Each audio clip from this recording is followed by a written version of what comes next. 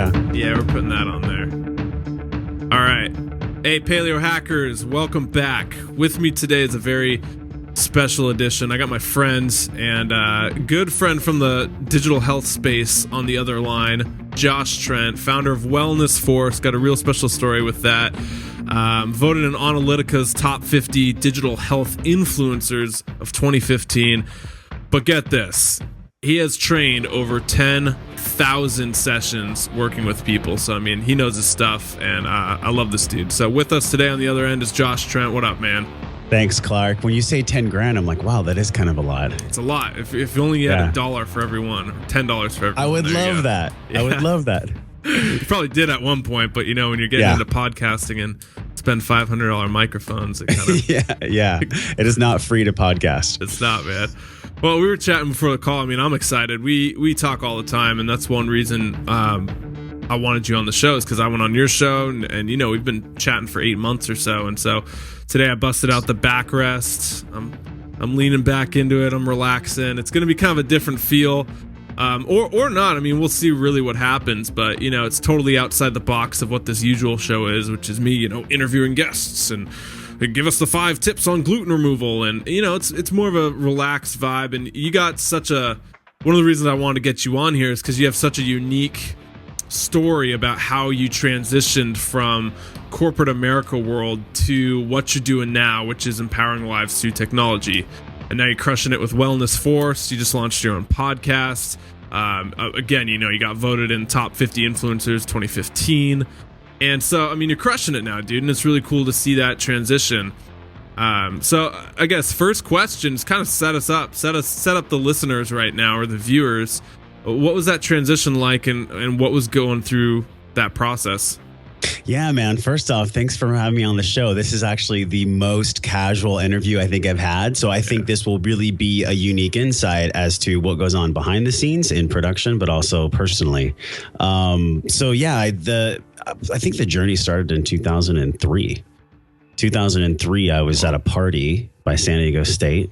And I had one of these moments where, have you ever read the book by Dean Karnazes, The Ultramarathon Man? No. He's this like endurance athlete where he just like ran home drunk from a party one night and then he ran 50 marathons in a row. That's kind of a moment. Dude. Yeah, the 50 marathons in a row guy. Yeah. So that's kind of what happened to me. I was really unhappy. I was actually an automotive technician in the first phase of my life. So I didn't know what I wanted, but I knew that I was kind of like filling it with alcohol and filling it with just like partying and having quote, quote, fun. So I snapped one night and I'm like, you know what? I don't want this anymore. So I ran home. And from that night, I literally like had a Dean Karnazes moment. I ran home. I got home. I started researching what I could do to lose weight and be more healthy. So this is like 2003. And I didn't know what I wanted. So for the next year, I just stocked away money. I moved to Hawaii. I sold everything I owned. I sold my truck. I sold my possessions, and I just left. I wanted to feel better. I mean, I knew that there was more to life than just enjoying and having fun. There's a quote by this musician. He's like, you know, everybody's out celebrating, but what exactly are you celebrating? Like, people are just masking it with partying and drinking. Well, that was me. I was 22, 23, and I was just like having fun, but really not perpetuating a purpose. Yeah. So I moved to Hawaii and I fished and I hiked and I surfed and I started researching what it actually took to be healthy. And I'm working out at a 24-hour fitness there in Hawaii Kai. And this fitness manager comes up to me. He says, hey, I've watched you work out. Have you ever thought about training people, like being a trainer? And I was like, what's a trainer? I didn't even know what a personal trainer was at this time. And he's like, you know, you help people. And he showed me the job. And I was like, wow, this is totally for me. Like I had this lightning bolt go off. And I thought, well, this will be a great way for me to learn how to have my own health and wellness and also empower other people. So I did that for 10 years. I was a fitness manager in clubs. I went through the entire journey of every certification you could ever imagine. I trained over 10,000 sessions. And then the wheels kind of fell off the wagon in 2011, 2012. I had a falling out with a mentor. I created a lot of negative belief systems, which will be something really unique that we can touch on later in the show. Sure. But these belief systems took me down a road where I just wasn't good enough to do what I was doing. I wasn't a good trainer. I wasn't a good wellness professional. Little did I know that I had already helped like someone lose 100 pounds, inspired thousands of people. Like none of that mattered because of these beliefs that I had structured. And so I totally left. I just said, you know what, I'm out. I'm going to go back to corporate America where it's safe. I'm going to get a steady paycheck coming in. I'm going to have some kind of success. I'm going to do it in the health and wellness field. I'm going to sell endurance sports software. And I'll never forget, Clark, like the very first day I sat down at the desk back at corporate America, I had this like ESPN ticker tape come across my forehead. And it had this message written on it. It said, "This is where grown men go to die." And I just had that feeling. I was like, I should not be here. But these belief systems that I had structured were so powerful that it completely removed all heart from what I was doing. And it was basically just like the egotistical mind, like safety, security, things like that. So my reptilian brain was in full effect. I wanted to have shelter. I wanted to have food. I was stressed out about like not making money and not being good enough and things like that. So after 2 years of that, waking up every morning feeling honestly depressed, like being in a state of mild depression for a couple of years.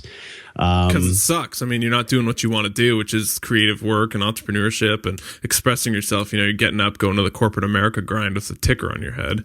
Exactly. And so after 2 years. So yeah, after 2 years, I started to get this feeling in my stomach, like I have to make a change, because I was literally committing spiritual suicide. Like financially, right. I was okay. Right. But who I am is different. And I've come to grips with this. I am born to be somebody who's an entrepreneur. I've always been that way. I had my business for 3 years where I was training clients. That was where I felt like I was truly alive. And what happened was, though, is I got the gift. I got the gift of goodbye. So I was working for this company. It was a startup. They had some issues with management changes, and it was just a great opportunity for me to move on. And so I got this beautiful gift of being able to introduce myself back into working with people, creating content in the digital health space. But I want to back up, Clark, because really this spark of change happened a year prior. So we're talking September 2014. I went with my girlfriend to the screening of this film. It's called Personal Goal. It's a documentary by 2 Olympic athletes, Skye and Tamara Christofferson. Yeah. And in this film, they documented quantified self. And I don't know if you've had any guests on your show about quantified self or self-tracking yet. A little bit. Okay, so your audience might resonate a little bit with just self-quantification, you know, knowing yourself through your numbers. Some people do food logs, some people do step counters, some people do HRV. Oh, is that what quantified self means? Like the numbers with yourself and the data? Yeah. Never paired that up, because the quantified self movement was just this like buzz term floating around, and I didn't know what it meant. Honestly, I think it could be worded a little bit differently, but it is what it is now. It's kind of like quantum. You know, when people throw out quantum and you're just like, the hell does that even mean? I don't even know. Yeah. Or kind of reminds me of the show Quantum Leap, you know, where the guy would like kind of like MacGyver, but he would go through time change. Consciousness too is another one, you know, like all these buzzwords. Quantified self was one. So thanks. Yeah. So anyways, during this film, they took these Olympic athletes through like this 6-month journey of doing sleep tracking, a little bit of biohacking, but self-quantification through devices and apps, and basically technology that was completely empowering these athletes, taking their sleep cycles, tweaking their sleep cycles, tweaking their food, tweaking everything about their lifestyle and their training, but based off of tracking them with devices and apps. So in this movie, I knew it was something great. And I knew it was something that was burgeoning and growing. But honestly, the lightning bolt happened like a couple weeks later. My girlfriend and I went to this sound healing meditation, you know, where they put like the crystal bowls on your body. It was actually really, really cool. And I'm driving home and I just had this like thought, and I had to pull over. And I was like, get your phone out. I want to just record all my thoughts. And I realized like, this is what I want to do. Like, this is my rebirth. This is where I can start over, because all the things that frustrated me about personal training in the past, where clients weren't accountable and I would show them everything as to what they needed to do. We would dial them in. We would periodize their workouts. We would give them nutrition, but they didn't have that framework. They didn't have that outside framework of accountability like I saw in this movie. And I just had this moment where I thought, this is what I want to do. I want to create this framework for people using these devices that can really empower them to yield this sustainable long-term change, instead of just kind of like 30 days and then they're in and out. So that was using the data to really see the feedback and see the results and see the markers. It's some tangible numbers, which works for a lot of people. You know, it's kind of like trying to balance your checking account without numbers, just trying to like think about what you spent. I think I spent $20 last week on eBay. Okay, I just ordered that crock pot on Amazon for $70. I think it's about there. Versus like seeing the spreadsheet on your US bank statement, like, oh, I did spend $120 at Walmart buying, random glassware or whatever. Like that's what I do. Exactly. Yeah. So it's like having numbers, I mean, obviously makes you level up, makes you more accountable, gives you better markers. And especially for me, man, and I know a lot of other people, like, give me something I can see, give me something I can work with. And numbers seem to be that. So you saw the movie, you've got inspired by the numbers, you started messing around with stuff on yourself. And how did Wellness Force come all about? Well, Wellness Force has been my company since 2009. So it was the genesis of all my training history and all my certifications there. But really what it is we're born with that. Everyone has that chi, that life force inside of them. And all it is to essentially know your wellness force is just to tap the energy that's already inside of you. So Wellness Force is something that's extrapolated from these devices, but it's there already. Okay. All these tools, all these apps, all these different things, they're awesome, but they're tools. Yeah. It's the intention behind the tool that's worth way more than the tool itself. So these apps and devices are powerful. But anyway, so what happened was I made this transition into doing self-exploration.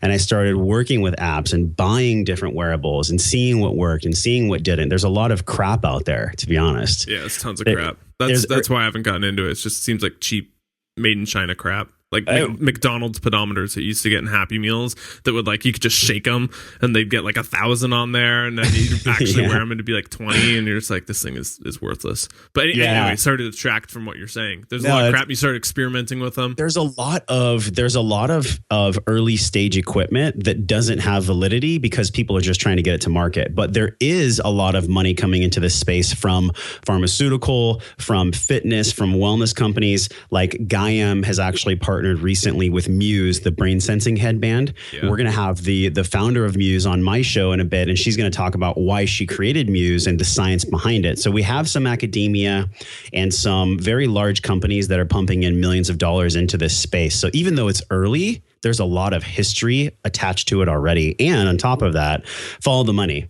Under Armour just spent $500 million getting 120 million user avatars from Endomodo and MapMyFitness. So if you want to think about where things are going in fitness and in digital health, follow the trail of investment. What's a user avatar? Like the profiles? So Clark, now if you wear a Fitbit, we're going to know where you step, how you sleep, and how you eat. And that's powerful. Not only from a life-changing, it is kind of like Big Brother at the same time. But the cool thing about it, though, man, is that now we get this really high level view of exactly who you are. Like, how do you show up in your life? Sure. What kind of wellness person are you, or what kind of person are you that are taking away from your wellness? Sure. Man, that's a cool story. And I think a lot of people resonate with it. And I remember, so, I mean, how it's going to conclude. I remember this is kind of where I come in, 8 months ago, when you get this recharge of what you're going to do with Wellness Force and you're all amped up about it. And you gave me the call, and I remember the coffee shop I was in on Capitol Hill, and we were having it. It was a really good conversation, but you called me out of the blue and were telling me all about what you wanted to do. And I mean, dude, a year later now, you're crushing it with the podcast, very professional. I listened to a few episodes of it. You clearly have some stuff of what you want to do. Top 50 influencers, writing blog posts, getting some traction going. So it's just really cool to see that progression. And for a lot of people listening, how they relate and fall into it, because this isn't something that just Josh did and no one else can do. This is something that if you're listening right now and you don't like the job or the situation or the position you're in, you're not stuck. You can get out there and make change happen. You just have to be willing to go down that unsafe path, risky path, dangerous path, and sacrifice the safety. I mean, you really do. Are you going to fall back into safety, or are you going to step into growth? And that choice is something we make go with the growth. We make it every day. We do. And so what you're saying is go with the growth. You did both. You went with corporate America. It's not who you are. It was life sucking. You had the ticker on your head. And now you're doing more of the growth path, which is also the more risky path. I mean, when you don't have checks coming in and your bills are still due and your rent's due and you got to pay for good quality food and maybe even have dependents. Like, I know a lot of people have kids and family and all this other shit they got to take care of, that they can't even they can't even really do this. It's not financially feasible. And so that adds to the stuckness as well. And I mean, this is a long rant. The point of it's basically to say, like, don't let that negative self-talk get in the way. Don't let the reasons of why you can't overthrow the reasons of why you can. Powerful, man. Yeah. But those reasons, by the way, that you talk about can stack up real quick. And I got a few years on you. You know, I'm 35, so you're 23, right? 24? Yeah, coming up on 24, yeah. So right. So it's interesting because I can draw parallels between you and I. Even before the show, we were talking about how no matter how far you are in your journey, no matter how much you know, no matter how educated you are, belief systems are ingrained from childhood. I mean, they go way back, right? Yeah. So the value that we put on who we think we are and what we think we're worth. I mean, if you don't explore those, if I don't explore those, then they're going to come up when I'm 50, when I'm 60, when I'm 70. They're never going to go away. Yeah. So one of the things that's been really powerful that I've done through this work is a lot of personal development. I know you're a huge fan of personal development. We've talked about a lot of books that we've shared, the same authors that we've read. And what I like to focus on every single day is doing something where I'm chipping away at that belief system, because it's always going to be there. I'm not going to ignore it. I'm not going to bullshit myself and say, oh, you know, positivity reigns, because positive thinking only goes so far. So like, if I'm really going to move forward in my life and create what I want to create, which is serving 1 million people through technology and bettering their wellness through 1 million people, that's going to take a lot of exploration into the value of the person I am. So personal development's huge. The ways in which I've done that personal development have been some experiential workshops. And if people are looking to be an entrepreneur or launch their business, or somebody's looking at this show and thinking like, oh, well, you know, these guys were born into it, or they had a silver spoon. It could not be farther from the truth. Yeah. Right. Like my mom was a single mom. I was raised on welfare. I don't have a quote college degree, but I have a lot of experience. I have a lot of knowledge. I have a lot of certs, and I did the work. And I'm continuing to do the work, and I will never let up from doing that work, because when you stop doing the inner work, that's when you stop getting successful. Yeah, you got more letters after your name than I can even pronounce. I mean, there's like just CCPT 99278Z. Like, it looks like a barcode. You got a lot of letters. Remember, it's all credibility is all about letters. So the more letters you have after your name, the more credible you are. Yeah, I see some of these public speakers, and it literally is like 10 times longer than their actual name. Yeah. It's hilarious. Yeah, you get into it. But okay, so yeah, Wellness Force is alive and well. It's cranking. You got your podcast that just launched, and you're here today. We're talking about, you know, everything we've been talking about, which is accountability, lifestyle change, behavior modification, different mentalities, limiting beliefs, technology. All that stuff's alive and well, and yeah, man. I mean, I don't really know where we want to start. We can just keep going with kind of the progression. And I guess limiting beliefs is a big one, because the person right now who's listening to this, and we've already kind of talked to them, but I want to really identify it. They're saying, I've always wanted to start my own entrepreneurial endeavor. I've always wanted to start my own online blog. I'm really passionate about health. I'm really passionate about fitness, and I want to start a blog, but I'm too scared that it'll not work out, or I don't want to do it full time. Or, I mean, you know, like what are some of the beliefs that you see people have that are holding them back? I think the number one is, what if it doesn't work out? But what if it doesn't work out is what? It's just a fear that it won't be exactly like you have an expectation of it being. So starting something without a 100% clear expectation is beautiful. Just start. And then as you go along, you're going to change 10 times anyways. I was working on something for 6 months that I completely scrapped. So I put money into it. I put a lot of time into it. What was it? It was something around where I was going to position the podcast as digital health transformation. And the reason that I went with Wellness Force is because that's who I am. That's exactly what resonates with me. I know that's my brand. I'm very clear and conscious about that. Yeah. But instead of doing something from the heart, I was trying to work from the head. So I was thinking, I'll create something that's more catchy, that people may, you know, it might get that early hook, right. But that's short-term results. The long-term of what I'm trying to do is create a sustainable framework of change for people for years and years and years. And there's nothing about transformation that's short. Transformation happens over the course of thousands of hours. So really, Wellness Force, the reason I kept it was because that is me. Like, that's the thousands of hours that I've put in on myself, doing the work. And that's why I kept it. So for people that are wondering, like, should I start? Should I not start? Am I good enough to start? Just start. Because the fact that you put your foot forward and do it, that's going to actually be the deciphering factor in whether or not it works out anyways. It's like paralysis by analysis, right? Right. And I mean, we're talking limiting beliefs. And I know one thing that gets thrown around in these public speaking or personal development calls, whatever, authors talk about it all the time, is that negativity sway bias. You know, that Stanford study that was showing you have 60,000 thoughts a day, 90% is the day before, 80% are negative. I mean, there's negativity, boom, boom, boom, boom, boom, wow. Rapid fire. You know what I mean? And so it's like we have this loop of just automatic negative thoughts, the ants, they call it, right? ANTS, automatic negative thoughts, just playing over and over again. I mean, constantly, like when you're driving, like you think about that asshole in front of you that cut you off. When you're home, you know, someone does something quirky, like your girlfriend leaves dishes on the sink. Oh my God, she's leaving the dishes on the sink. I have to do everything around here. You know, when you're on a call that doesn't go too well, you're thinking, oh my God, I'm such a bad interviewer. I should have asked him X, Y, and Z. When you're online, you look at other people's blogs and you're like, man, theirs is more clean, together, and crisp. When you're at the gym and you see people who are more fit than you, you're like, oh man, I wish I could be that fit. All these stupid negative thoughts that really take away from your happiness and don't do anything towards it. So then, you know, in terms of limiting beliefs, you're fighting an uphill battle. You are. Whenever you want to get into personal development or any kind of change, it's always that uphill battle of fighting against that loop that's playing over and over and over again, which is why it's so freaking important, man, to get on these kind of calls and to talk about it with people or to seek out information or to learn more about yourself, to make changes in the right direction. Because, man, it is an uphill battle.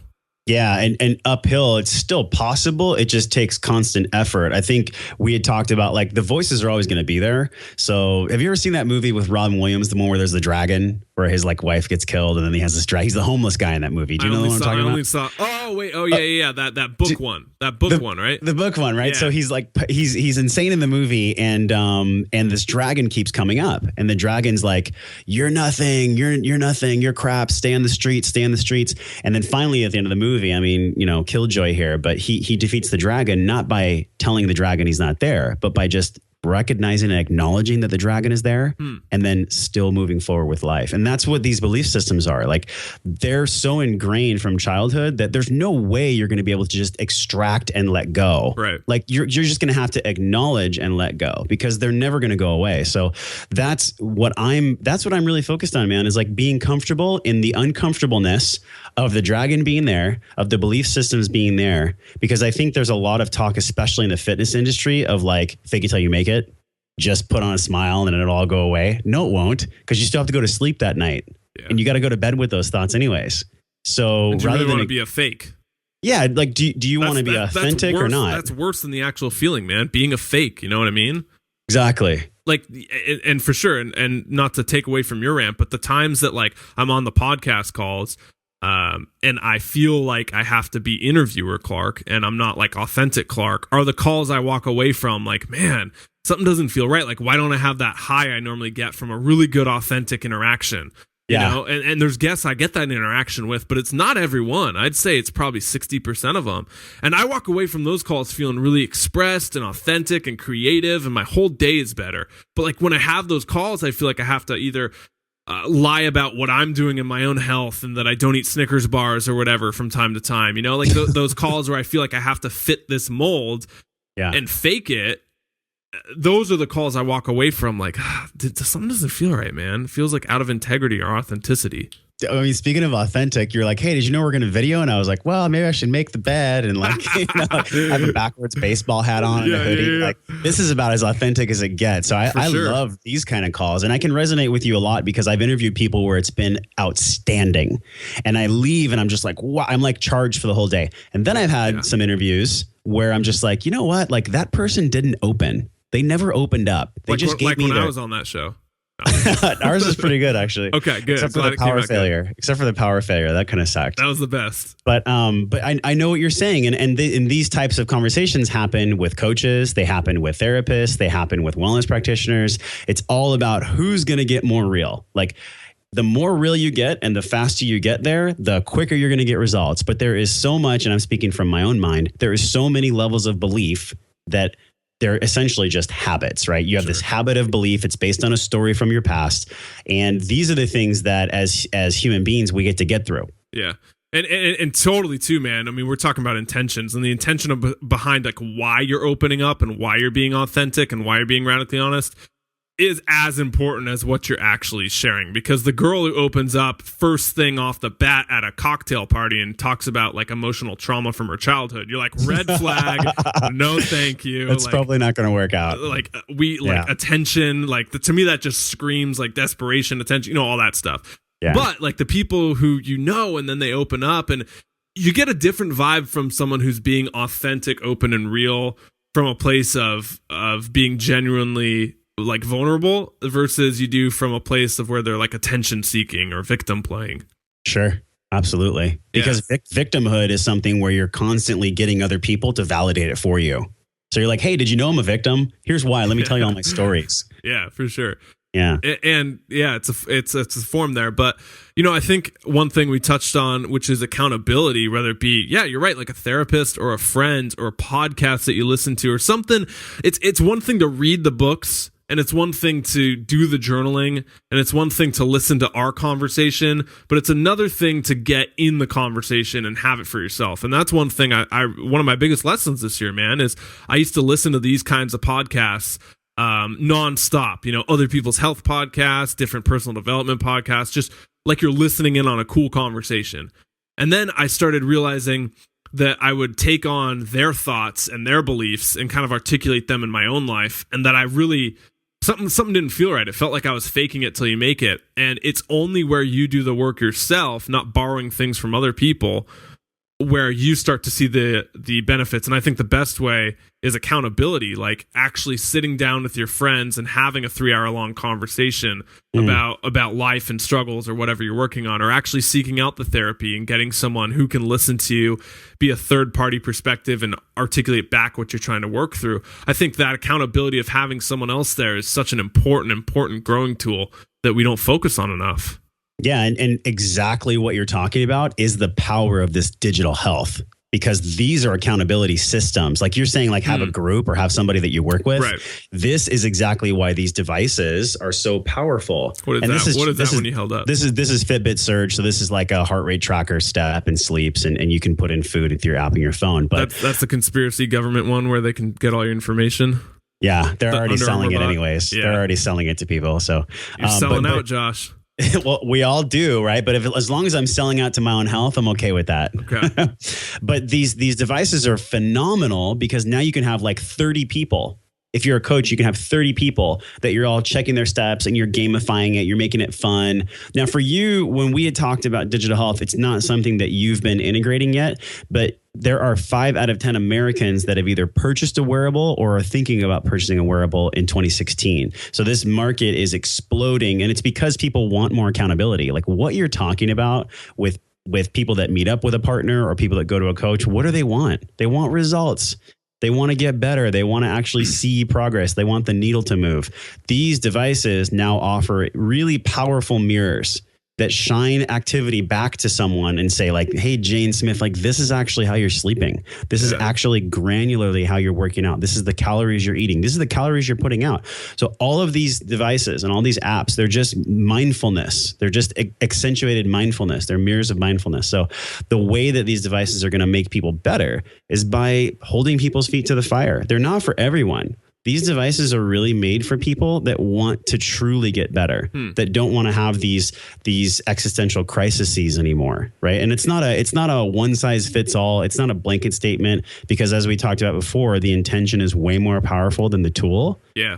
But the tool is the most powerful set that we've seen in all of fitness and all of wellness, because finally, a physician or a coach or a trainer can get all the data they've always wanted about someone, and it's accurate. It's very, very accurate. Of course, it's not 100% accurate because at this stage in the game, it's early, but it's accurate enough to know that if you're a trainer and your client is coming in, you know exactly how they're being when they're not with you, and that's never been possible before.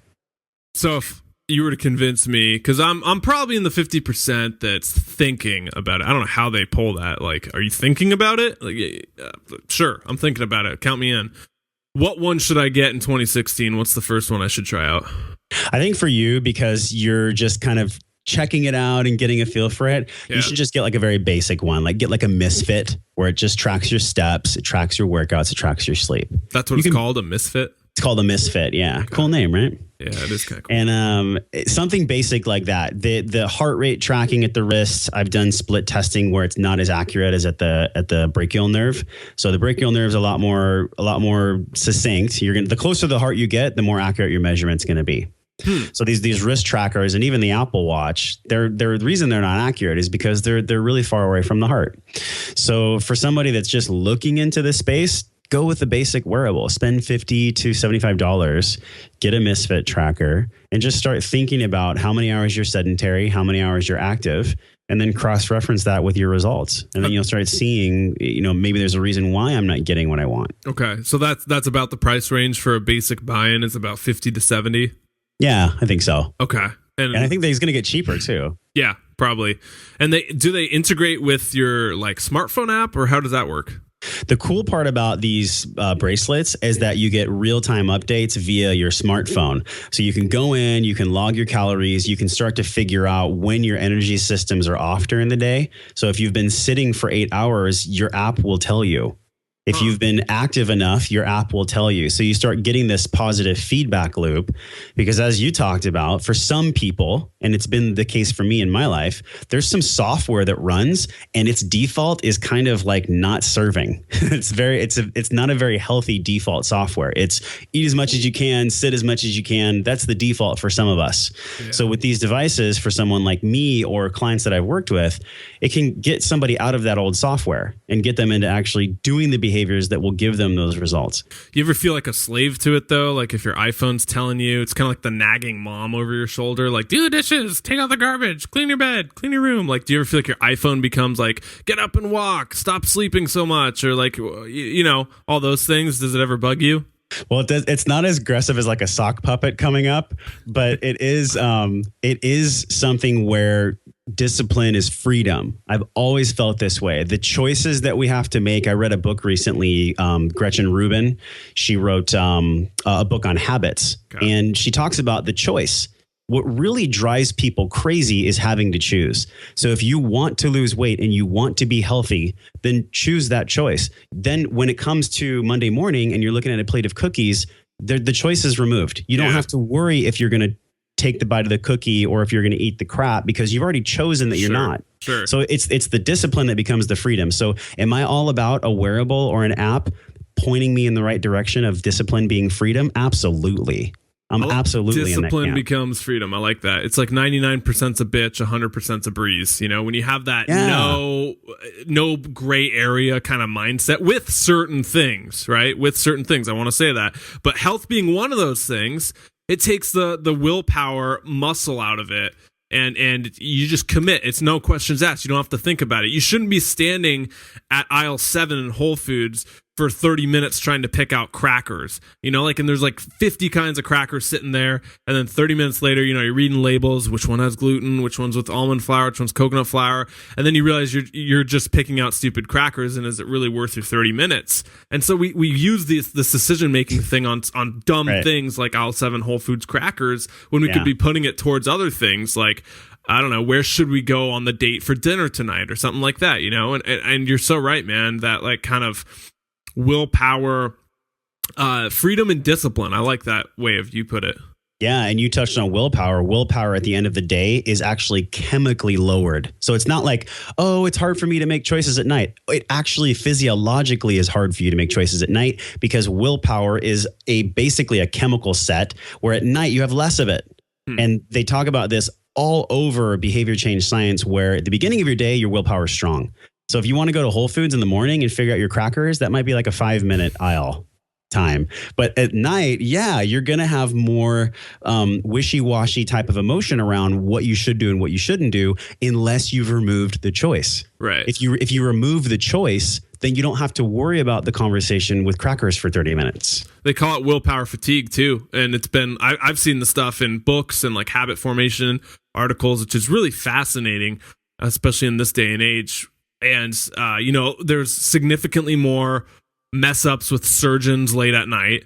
There's significantly more calories that get consumed later in the day. I mean, no one's eating chocolate cake for breakfast, and if you are, it must have been a hell of a weekend. But you know what I mean? Sounds like the 4th of July weekend. Sounds like Josh's 4th of July weekend. Yeah, he was talking about that. Glad you got the reference. But it wasn't chocolate cake, but hey, it was close. Yeah. But late at night is when you start binging on the crap, because all day you've had to be at work making decisions, and you have to come home. Which road do I take? You have to blah blah blah blah blah blah blah. Okay, screw it. I'll eat the cake. For me, it was beer after a long day of working. I worked with kids at Boys and Girls Club for about 8 months, just on and off, and loved it. I mean, it didn't feel like work at all, but man, talk about being in a role where you have to make decisions. You got to plan stuff. You got to take care of 50 middle schoolers. You know what I mean? You have to make sure they're doing things. You're watching 50 people. So when I got home from work, I was like, I am so done making decisions. I don't even want to decide what I have for dinner. So I just go in and grab a few beers or whatever and crack those open. But started to progress more towards being automated systems. So in the morning when I woke up, I didn't want to think about what I had to make every single morning for breakfast. I just wanted to know I was going to have eggs, some bacon, maybe sausage, and vegetables. Boom, let's do that 5 days a week. But your food intolerances, and you're going to eat the same thing. Stop thinking about that. Start thinking about the benefits of not having to decide, of preserving this willpower. Yeah, and you reserve the right to change your systems, but if something's working and you're feeling good about it working and it requires as little planning and thought as possible, go for it. Yeah. Man, so what other systems do you like to automate in your life? I think for me, the automation of online, I use Evernote, I use a software called Rescue Time. And this quantified self space is really cool because half of it's academia. I mean, kind of like dorks. And I think dorks run the world because I'm one of them. And then the other half is more street smarts. So it's people that are actually looking for this data to find meaning in it. So what's cool about this movement is that there's all these different hacks that you can do. I think on your show, people talk about biohacking and life hacking and things like that. This movement helps people hack their day so that you can actually get more time, so you can spend 30 minutes, looking at crackers. Right. No, I'm just joking. That's what you want in life. So that you can have that time to be more healthy. I mean, that's really what this is. So I like to automate systems where if I work with a virtual assistant, then I'll create a massive list of everything that I have to do. And then there's check marks, bubbles in Evernote. Do you use Evernote? No, haven't gotten on it. Oh man, you got to use Evernote. You got to check it out. Too confusing. I like the to-do list. That's the written down to-do list. That's what I thought in the beginning, but then the more you use something, you go old school. I go old school. You're going to get checked off after this, man.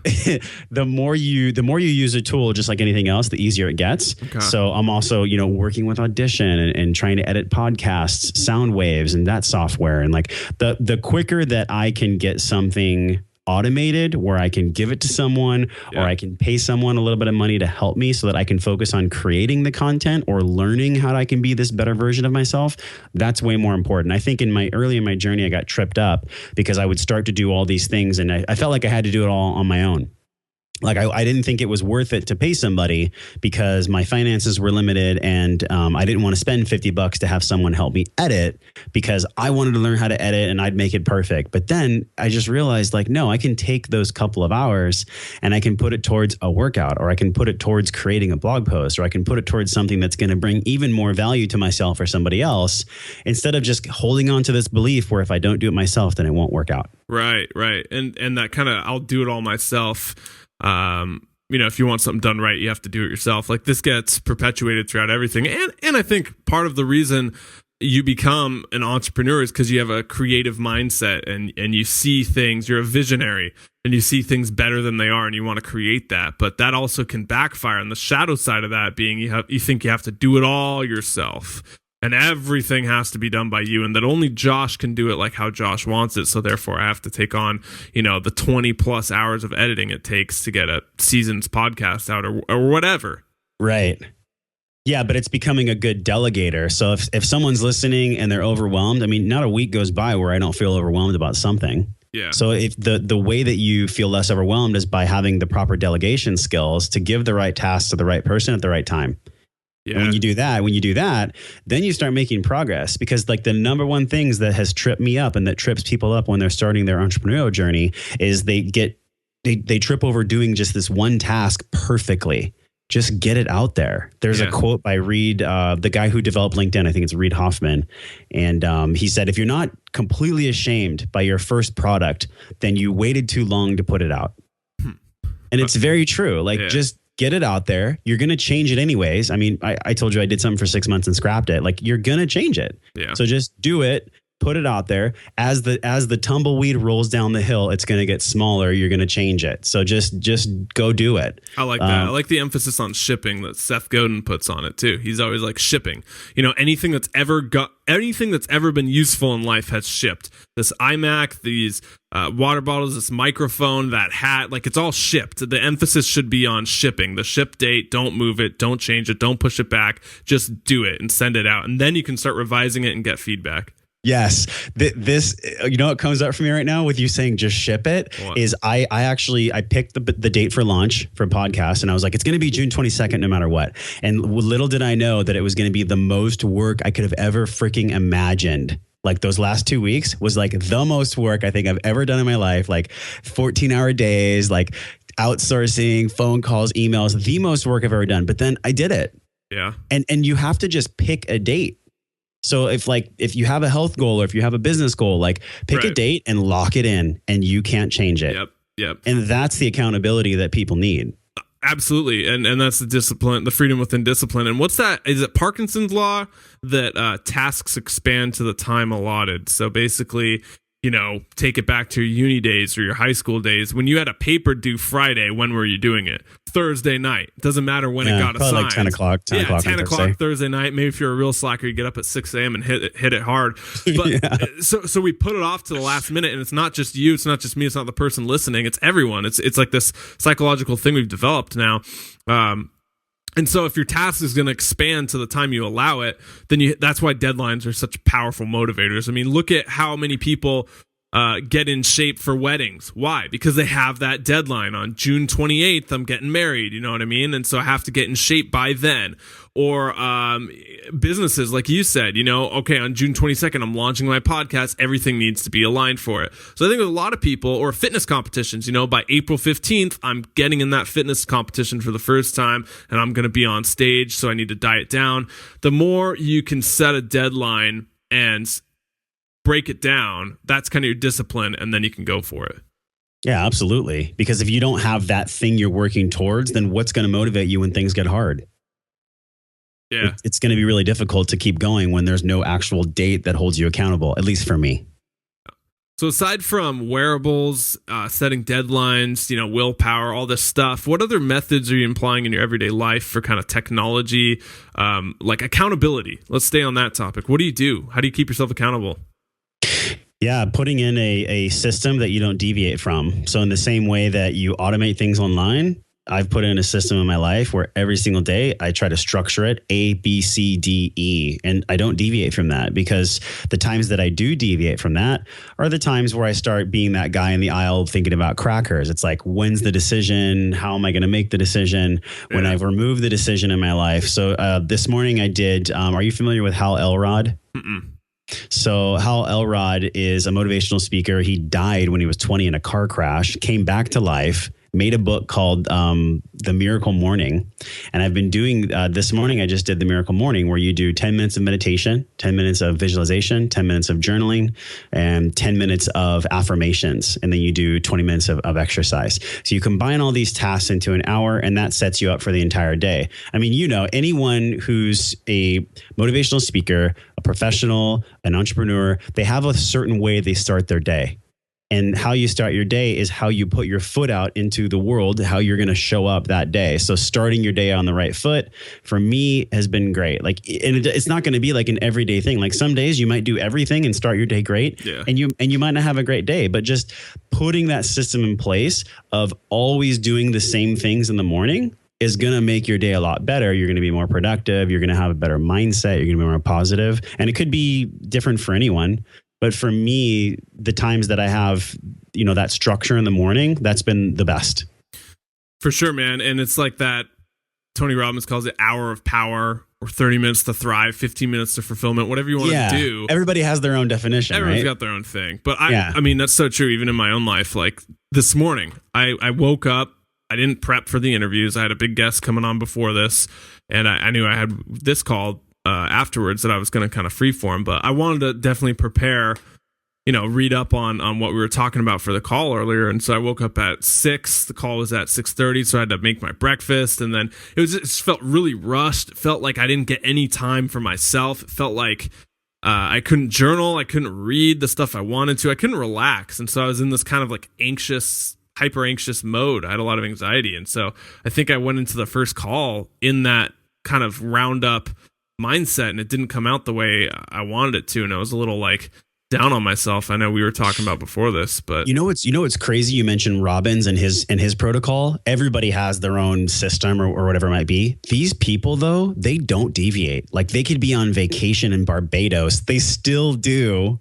their same, no matter what's going on, because they know if they do that one thing, that system in the morning, then it makes their entire day different.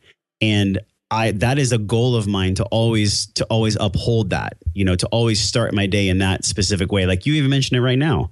Like I didn't start my day how I wanted to, and I was kind of rushed in the morning, and then it impacted the way that you want to show up. Like the cool Clark that you are, you weren't able to like really shine light on that because the day was started not how you wanted it to be. And I think anybody who wants to achieve that has to be in place. And luckily, you and I have the luxury of being able to structure our days. And so the person who's working the 9 to 5, maybe that does mean if you got to do an extra hour and you got to get your kids to school, maybe that does mean you get up an hour early at like 5 o'clock in the morning.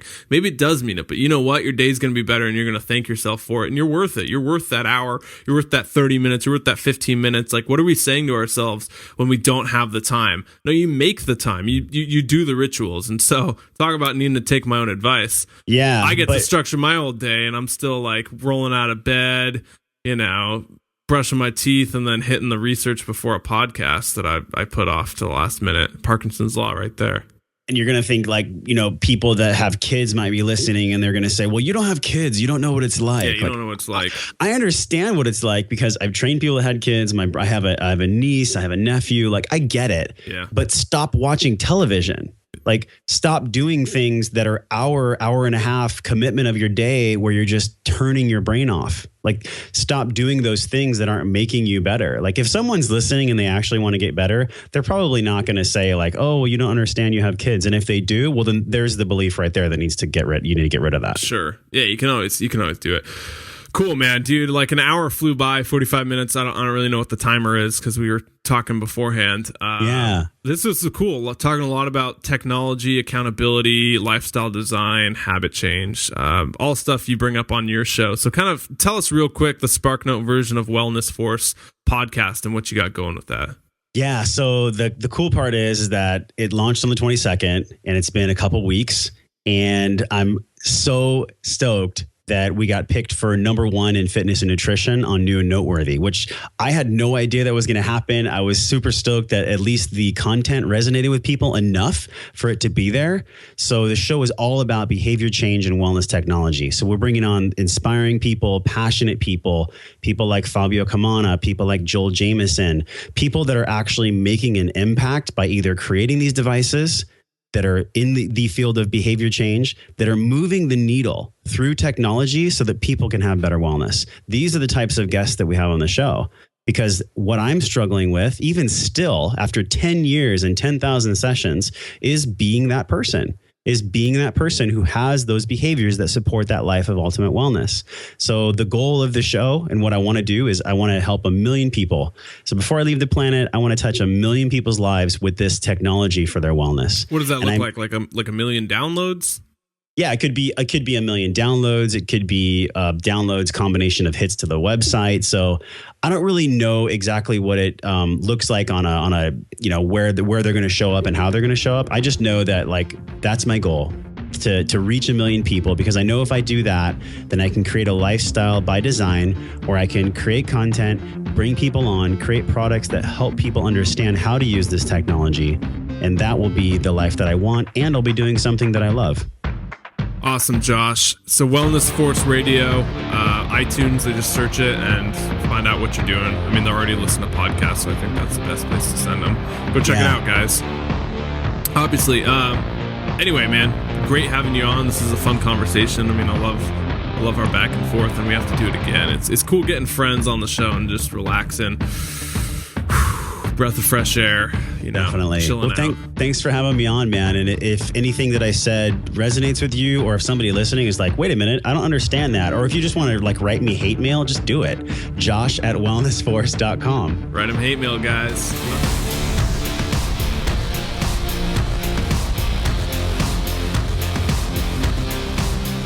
No matter how far along you get on your journey, you're still kind of carrying baggage from the past. At least me, I'm speaking in my persona. So, dude, I agree. I mean, in terms of holding yourself to a high standard, I think everyone in the health sphere should be doing that, and I know I do. And it's something you can't help but doing it if you care about what you do. And so, if you're talking about a lot of things I talk about with meditation or personal development ideas, or negative self-talk, automatic negative thoughts, yada yada yada, and you start doing them, or you start slipping up on your meditation practices, or you're hosting a podcast show and then you go eat Ben and Jerry's, or better one yet, man. I remember last year, I was hosting the Paleo Hacks podcast, and I have a chewing tobacco addiction. I've kicked it now, but it comes back from time to time. So I would literally hard. That's a hard one. I would literally finish a podcast about going gluten-free and removing toxins. And then I would spit in my cup. And I was just like, what are you doing, man? And that lack of consistency and integrity of where you're talking about toxin removal and yes, that's so important. Oh, that causes cancer. Oh, how dare those people consume those toxins? Not us on this holy show, right? Yeah. We're so much above that, but let me go pop a dip and spit like a madman, Totally. So I get that, man. I get that for sure. Yeah. Well, it doesn't take away from the good you're doing, because you're still doing the good. But on the backside, the part that, or at least I'm speaking from my mind, the part that I want to hide is the part that I'm still trying to figure out. I've got a lot of it figured out. And I would say above the gamut, with most people, I'm in that percentage of people that knows more than most. But the way that it shows up in my life and what I'm still working through is this fucking self-talk, is this mentality mindset of am I good? Am I not? Am I cool? Am I on top of it? Do I have what it takes? Self-worth, da-da-da, da-da-da. Yeah. And no matter what age you're at or what stage of life you're at, people go through that. You can be 60 and have that conversation with yourself. You can be 60 and still worried about if you took the right path or where you should be going in the next 10 years. Those things never go away. And we think we're going to have it all figured out once we get this magical career, once we get the magical relationship, and then we can just coast. And now we're this happy person. But for real, dude. Yeah, it still keeps popping up. And I think the more though, you realize that it's going to be there. It's going to persist. It's going to pop up your whole life. It's almost really refreshing to know that the work you put in now is going to pay off in 20 years, in 30 years, in 40 years, when you have the strategies to get yourself out of those places, when you maybe have a little too much on the fourth and eat like shit and then wake up and feel like crap and have negative self-talk. You're the kind of person who invested in himself, developed the strategies it takes and the skills and the knowledge to get yourself out of that place later on. Yeah. Yeah. Yeah. Yeah. I think in my mind, though, I'm okay, if I'm going to say one thing, then I better do it.